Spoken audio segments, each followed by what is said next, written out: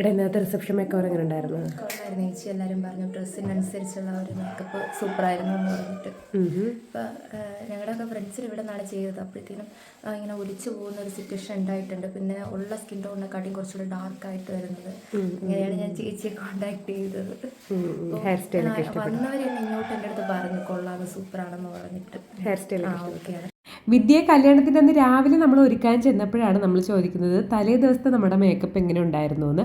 ആ ഒരു ലുക്കിൻ്റെ റിവ്യൂ ആണ് നിങ്ങൾ ആദ്യം കണ്ടത്. ആ ഒരു ലുക്കാണ് നിങ്ങൾ ഈ കാണുന്നതും കേട്ടോ. ഡ്രസ്സിനനുസരിച്ചുള്ള ഫേസ് മേക്കപ്പ് ഹെയർ സ്റ്റൈലാണ് നമ്മൾ കൊടുത്തിരുന്നത്.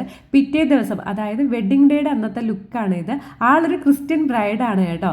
നമ്മളൊക്കെ ഒരു വർക്കൊക്കെ കഴിഞ്ഞ് ബ്രൈഡ് എത്രത്തോളം ഹാപ്പി ആയിട്ടാണോ നമ്മൾ സംസാരിക്കുന്നത് അവിടെ വെച്ച് മനസ്സിലാക്കാൻ നമ്മുടെ വർക്ക് എത്രത്തോളം അവർക്ക് ഇഷ്ടപ്പെട്ടു എന്ന് കേട്ടോ.